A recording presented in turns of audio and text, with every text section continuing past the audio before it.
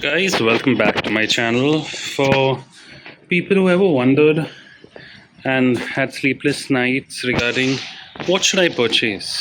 Should I purchase a discontinued Royal Enfield Diesel, or should I purchase the 2025-26 KTM Enduro International model?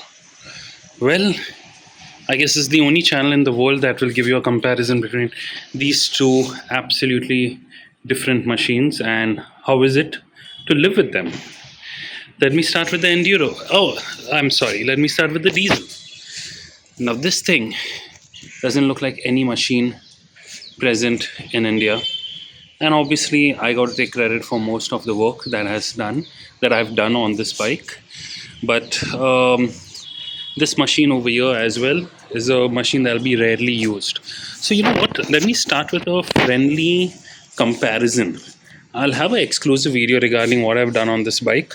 But let's have a comparison between a 1990 Royal Enfield diesel, which produced 4.9 horsepower 35 years ago, as compared to a bike that's producing 46-47 horsepower currently.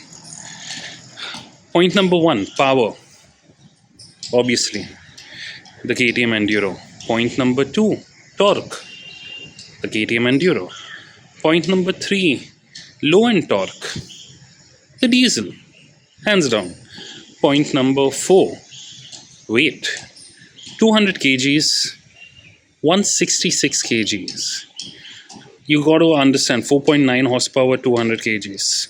166 kgs, 46 horsepower. Weight aspect, obviously the Enduro. Ground clearance, the Enduro. Suspension, the Royal Enfield diesel. Why, you ask? Even though this has one of the best suspension globally and by far best in India, because my bike comes with suspension number one, suspension number two. If you see, there are springs below as well, multiple suspensions, and then you have a very firm rear suspension. Firm rear suspension, the reason I'm saying it's firm, because I'm used to riding my amazing Impulse, which is parked over there. So yeah, but purely with reference to a number of suspensions, the Royal Enfield diesel wins over here. Next point. How many people stare at you and give you a thumbs up? Out of 10, maybe 1. Out of 10, maybe 4. Hands down, this bike is far more unique. Far more unique from any angle. And that is my Daisinder barking for no reason. Daisy, stop barking. Stop barking for no reason. Okay, coming back. Lighting. One light, 2, 3. I put the old school halogen bulbs, very rare to get. 4, 5. More lights over here, but obviously by far better lighting. Even though the KTM Enduro doesn't have the best lighting as compared to both of these, obviously this one has better lighting. So lighting goes over there. Wheel configuration, 19-inch, 19-inch, 21-inch, 18-inch. But the KTM Enduro does not get white wall options. This amazing bike, I have ordered white walls, so it's going to look a little more vintage very soon. So I think for the wheels, my diesel gets an extra point. Oh, talking about wheels, I have kept the Impulse 19-inch tires up front. So even though, apart from it giving a rugged look, it is effective on and off-road. Safety. This one is safer. Let me explain. This bike, if you're on the city, you'll be nicely cruising at 40-50, considering the traffic. If you're on the highway, you'll be cruising at 60. The amount of fun I get riding this bike at 60, I get the same fun riding this bike at 120. Now, at 120, if someone comes suddenly in front of you, you will bang that person. At 60, with the disc brake ahead and the drum brakes in the rear, this bike will stop faster. So with reference to brakes, I think braking, even though theoretically this is a far better configuration, this one will beat the KTM Enduro. Luggage capacity, zero luggage. World War II inspired saddlebags. And I have made a change in the saddlebag.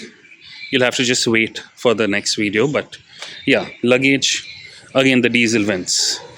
Seating capacity for your wife or your girlfriend. Obviously, the KTM Enduro, no seat in the rear. But with a 4.9 horsepower engine, I think saddling one person is more than enough for this bike. By the way, I'm planning to take this bike to IBW, so if this video is launched before IBW, I'll see you there. Next is Elsa Protection. Well, my bike comes with Elsa Protection. See? Elsa? Right here. No Elsa Protection. Every manly bike requires something with reference to Disney. So yeah, I have Elsa Protection here, point over here. Fuel economy. Oh my god, how can I forget that? 23 kilometers. Theoretically, this should go anywhere between 80 to 100 kilometers. I haven't tested it, but I'm assuming even if it gives 60 kilometers, which I think is an extremely fair ask, it is far more fuel efficient. Again, I haven't tested it. My bike may be giving 80 also. I don't know. I've just filled the tank once. It's still not dried up, so I have no idea. Instrument cluster. That's a tough one. We have an optimistic instrument cluster here that shows 160 kilometers, which my speedometer has never gone above 80, but yeah, optimistic instrument cluster. And then you have the KTM instrument cluster. I think the KTM gets the point with reference to the instrument cluster. So point KTM. Handlebar. Come on. Come on. There's no comparison. Come on. Look at this. Look at this. Look at this. Now keep on looking at this. Look at this. Just look at it. 9-inch risers. Handlebar. The Royal Enfield beats the flat bar KTM 390. Point Royal Enfield. Timeless design. I think both get even point over here because the Enduros looked like this 30 years before. The Enduros will look like this 30 years later. This is a classic evergreen bike. It looks relevant in 2025, look relevant 100 years down the line as well. So I think it's a tie with reference to relevance, with reference to the design. What else can I completely compare? Ooh, which one has a cooler looking engine? How often do you see an engine with a flywheel over here?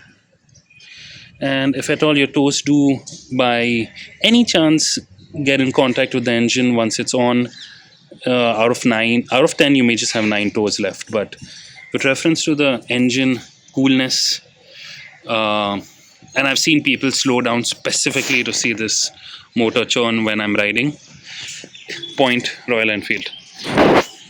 There's nothing to see. It's just a normal engine. Crash guard design. Well, I think this crash guard looks far more appealing. I've specifically taken this crash guard because I specifically took these lights. Decent crash guard, but I think the point goes to my Royal Enfield again. What else? I think I've pretty much covered everything that a person could possibly compare a non-existent unicorn Royal Enfield with a rare KTM Enduro.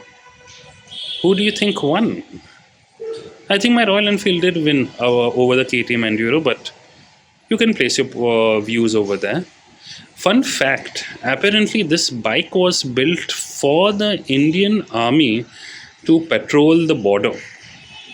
Considering how noisy this bike is, I mean, I don't think this would have been the most sensible option, but apparently this is what it was. Okay, so I think, so for the people who wondered how do these both bikes sound, this is how the Royal Enfield Diesel sounds. I don't know if you can hear the KTM, but KTM is also on. The one thing I like about the Royal Enfield Diesel is the way it shakes.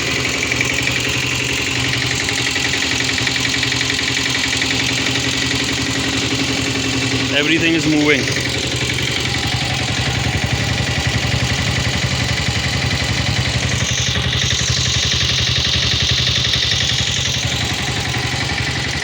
Look at the bike is alive.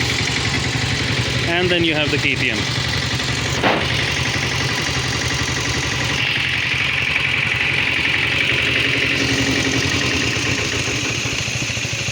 The fun fact of Royal Enfield Diesel, you don't need a key to start it.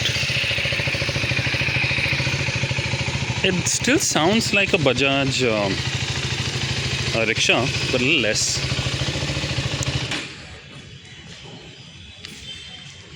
Yes. So if it is face to face, this is how it looks. Side to side, this is how it looks. Back, this is how it looks. So yeah, this was my 360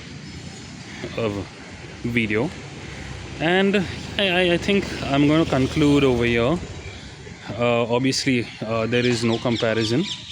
This is just for pure entertainment sake, but yes, this is how one of the rarest bikes in India and globally compete amongst one of, it's not an Enduro, it's just Enduro name, but multi-purpose off-road bike.